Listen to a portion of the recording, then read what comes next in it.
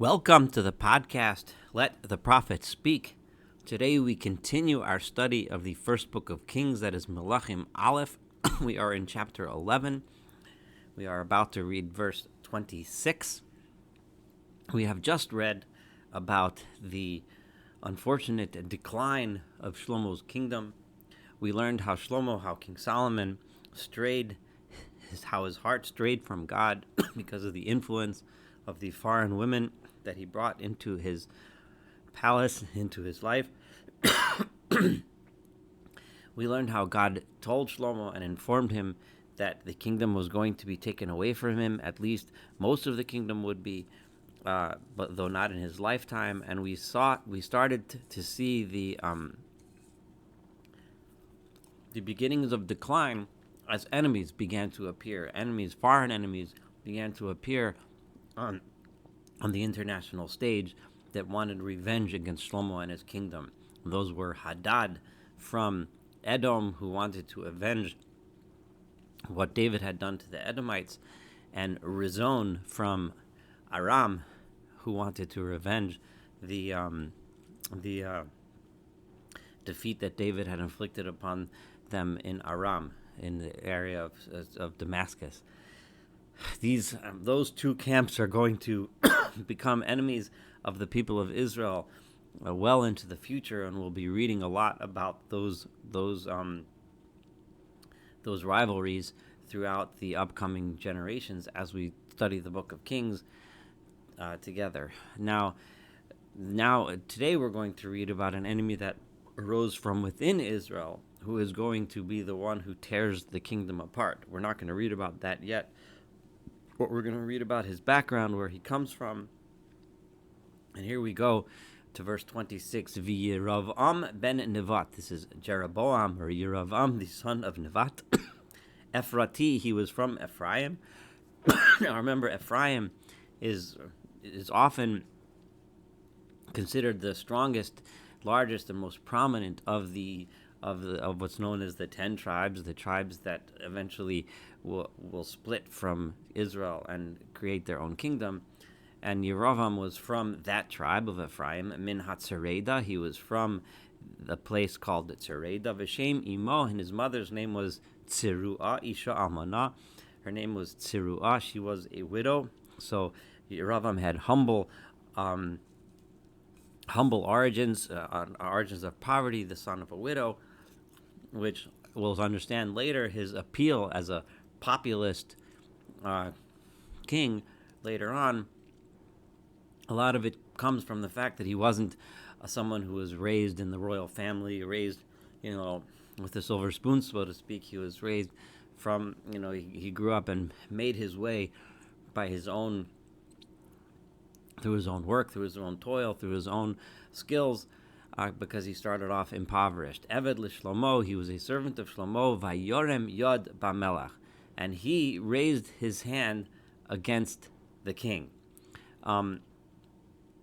V'zeh hadavar, and this is the story that happened. How did this occur? Asher Hayrim Yod Bamelach, that he raised his hand to rebel against the king.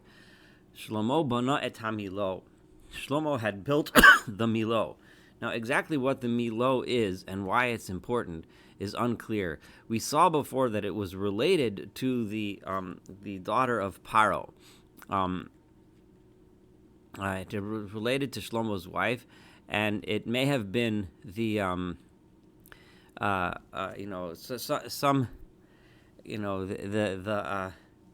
the tradition has it that this was the Milo was the completing was an opening in the walls of Jerusalem, allowing people to get in and out. And Shlomo, used that area and built up a palace to the daughter of Paro there, which blocked the ability of the common folk to get in, right? And thus used it instead to build a special palace, a place for the Pharaoh's daughter and Shlomo's wife and her servants and so on.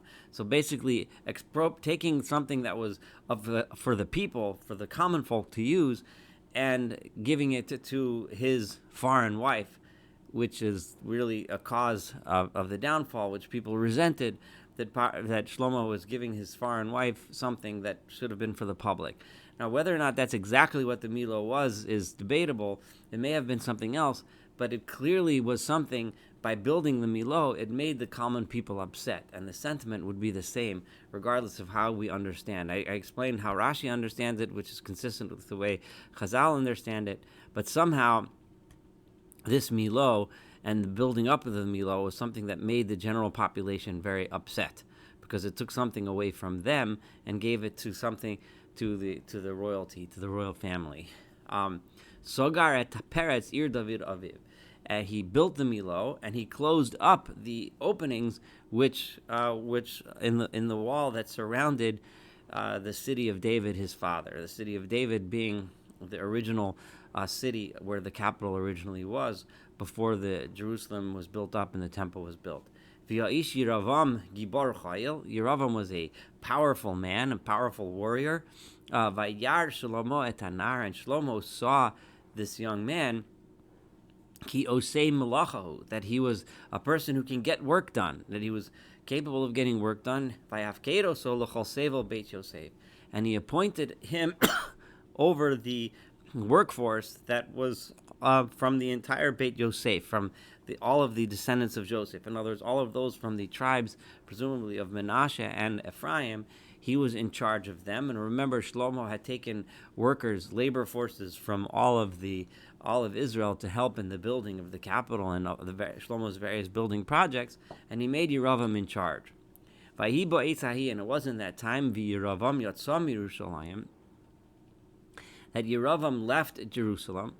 In other words, Yeravam had gotten into a fight with the king and rebelled against the king over the building of the Milo, while prior to that he had been appointed. Shlomo had given confidence in him because he saw that he was a person of unique leadership capabilities and unique skills, and so on.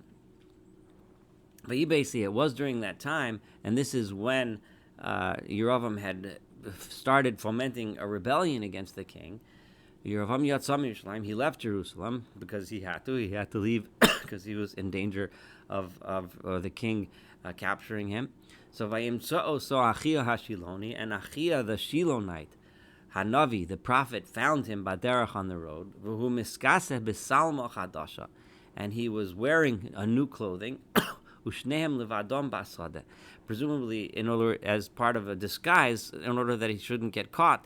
He was wearing this new cloak, and they are both out there in the field alone. Now, Achia Hashiloni is a prophet who could have been a prophet that Shlomo could have been consulted, and Shlomo could have followed his guidance. Remember, I pointed out the one unique thing about Shlomo was that he always relied on himself and his own wisdom, and never took advantage of the objectivity of a prophet who would come and tell him and be able to tell him when he was straying from the right path. Had Shlomo done that, arguably, he may not have made the mistakes that he made. He may have followed the right path to God, but Shlomo, in his own arrogance, never relied on others for wisdom. He only relied on his own wisdom, which ended up being what harmed him in the end. He followed his own wisdom, and eventually he was led astray.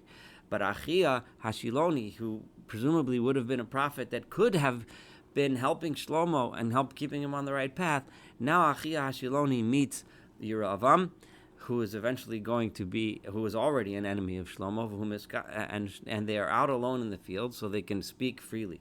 Vayitpos Achia b'salma hachadasha asher alav. Achia grabbed the cloak that he was wearing, vayikra'eha shneim asar kra'im, and he tore it into 12 sheets. Right, the cloak would have represented then the united kingdom. By tearing it into 12, he's showing how the people are united now, but will be torn apart.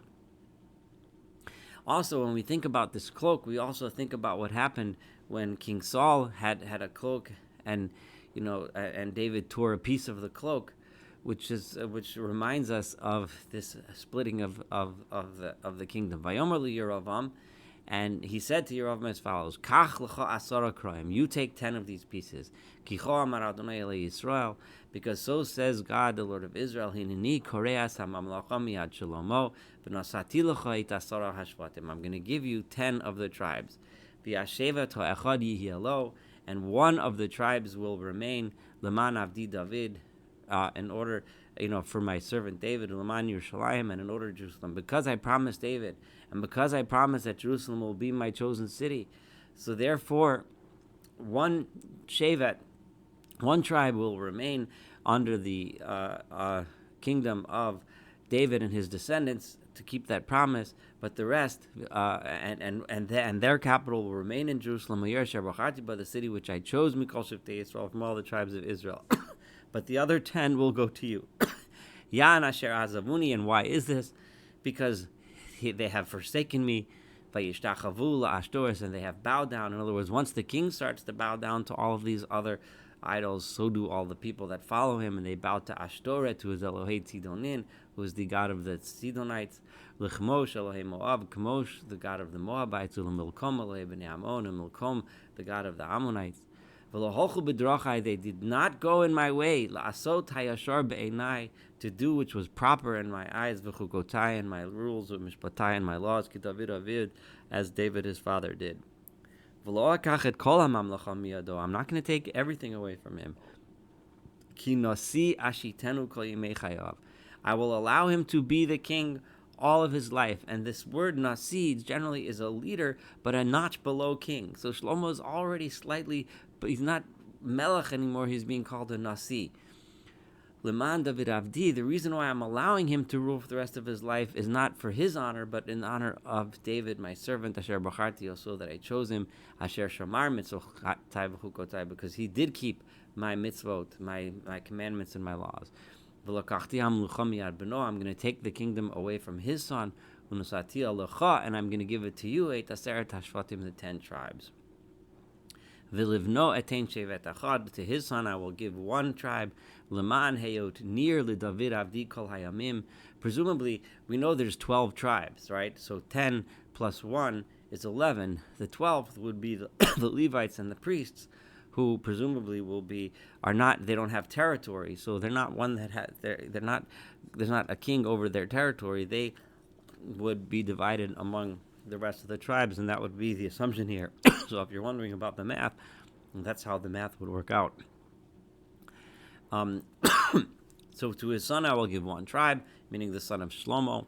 Leman heyod near David avdi kol hayamim, so that there will be a remaining light, a remaining lamp, a remaining flame, burning before my servant David all days, lefanai b'Yerushalayim, before me in Jerusalem, hoyasher b'charti li lasum shemisham, the city that I chose to place my name there.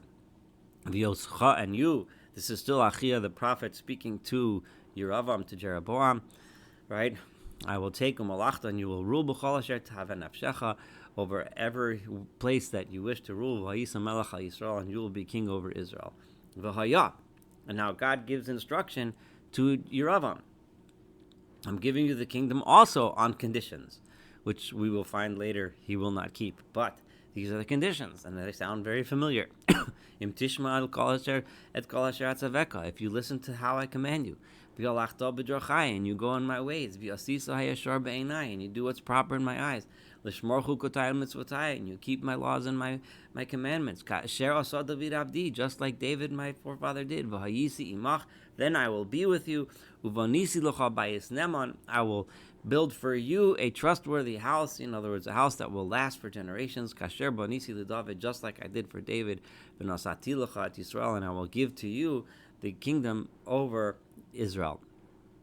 Va'aneh et zera David l'ma'anzot ach lo kol yamim, and I will, and in this way I will cause pain. I will punish the descendants of David because of this sin, but it will not last forever. A hint that if everything goes according to plan, in other words, you keep live the way God wants you to live, and you will have, for generations, you will be the king, and eventually I will stop punishing the descendants of David, presumably assuming that they follow the proper path, and one day there will be a reunification. This is the prophecy at this point. Remember, prophecies are that if you act in this way, then this is what's going to happen. If you act properly, then success will eventually happen, reunification. But if you don't, then unfortunately something much worse will happen. And now Shlomo, what was Shlomo's reaction? It sounds very similar to King Saul's reaction, right? When there was an enemy arising, even though this enemy came about through a prophecy from God, Shlomo wanted to kill Yerovam. Vayakam Yerovam, so Jeroboam got up, Vayivrach Mitzrayim, and he ran to Egypt. So again, Egypt ends up being the place where everyone runs for help, for salvation. Vayivrach Mitzrayim, and he Vayibim Mitzrayim ad mot Shlomo, and he remained in Egypt until the death of Shlomo. V'yeser divrei Shlomo, and all the other occurrences that happened during Solomon's reign, v'chol asher asa, everything that he did, v'chachmaso, and his wisdom, Halohim Kesuvim al Sefer Divrei Shlomo, they are all written in the annals of Solomon, in Solomon's Chronicles, in which it's all written. The important details for this purpose we have written here in the Book of Kings, but for more details and extent in history, look there. And Shlomo ruled over the people of Israel, of the entire Israel, from Jerusalem for 40 years. Shlomo went to rest with his forefathers and passed on. And he was buried in Ir David, in the city of David, his father. And his son Rehoboam became king in his stead and succeeded him. And the next chapter we will read of the rule of Rehoboam and how that went, and the ultimate split of the kingdom. Thank you so much for studying chapter 11 together with me. Looking forward to studying chapter 12 as we continue the saga of the kings of Judea and the soon to be the kings of Israel as well. And we're looking forward to studying all of that together with you. Thank you so much and have a wonderful day.